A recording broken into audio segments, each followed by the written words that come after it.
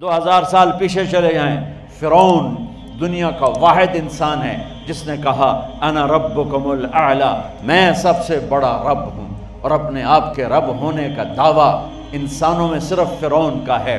اس کی باندی مسلمان ہو گئی، موسیٰ علیہ السلام کا کلمہ پڑھ لیا، ایمان چھپتا نہیں، وہ پتہ چل گیا۔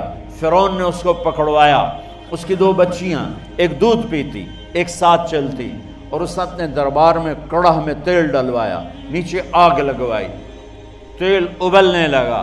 جب وہ پوری طاقت سے ابلنے لگا تو اس نے فرعون نے اس عورت سے، اس باندی سے کہا یہ آگ تیرے سامنے ہے، جلتا ہوا تیل، موسیٰ کے رب کو مانے گی تو پہلے تیری بچیوں کو جلاؤں گا پھر تجھے جلاؤں گا، اور اگر مجھے رب مانے گی تو تیرے گھر کو سونے چاندی سے بنا دوں گا، تیرے گھر کو سونے چاندی سے بھر دوں گا۔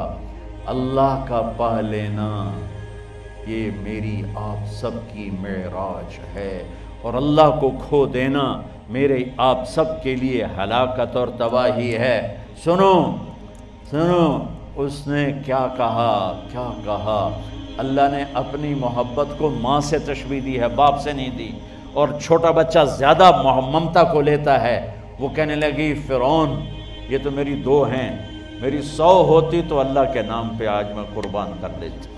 فَقْضِ مَا أَنْتَ قَاضٍ، کر جو تجھے کرنا ہے۔ تو پاگل ہو گیا، غصے میں کہنے لگا اس کی بڑی بیٹی کو ڈال دو۔ تو انہوں نے اس کو یوں ٹانگوں سے پکڑا اور وہ چیختی چلاتی ہوئی تھی۔ ماں کا ایک بول اس کی جان بچا سکتا تھا، اور پھر گھر جا کے توبہ کر لیتی، وہ کہتی یا اللہ مجھے معاف کر دے، میں نے کلمہ کفر کہا۔ اس کو ٹانگوں سے پکڑا ہوا ہے، اس کے ہاتھ نیچے جھول رہے ہیں، اور وہ اماں بھی کہہ رہی کہ مجھے بچا لو۔ ماں نے اپنی آنکھوں سے بچی کو تیل میں یوں ڈوبتے دیکھا، اور پھر وہ ابھری جیسے مچھلی تلنے کے لیے، جیسے مچھلی تلی جاتی تو باہر آ جاتی، اوپر آ جاتی، تو وہ ایسے بلبلے اٹھ رہے تھے۔ وہ ایک ہی لمحے میں اس کی تو جان گئی، ایک آنسو کا قطرہ اس نے نہیں نکلنے دیا اپنی آنکھوں سے، اور اپنے دل کو جب مضبوط کیا تو میرے رب کی غیرت، میرے رب کی رحمت محبت حرکت میں آئی۔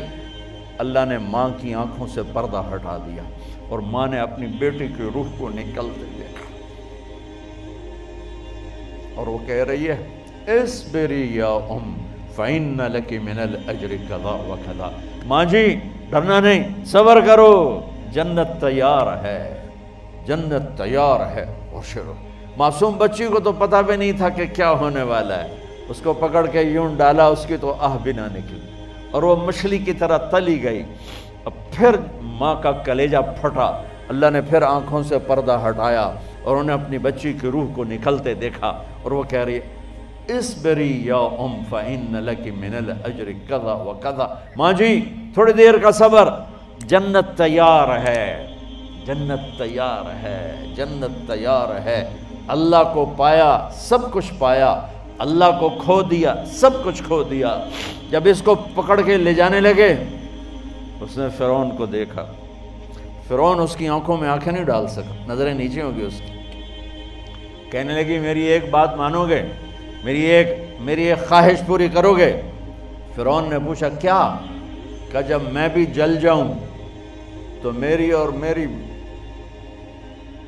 بچیوں کی ہڈیوں کو اکٹھے دفن کرنا، باہر پھینک نہ دینا، دفنا دینا۔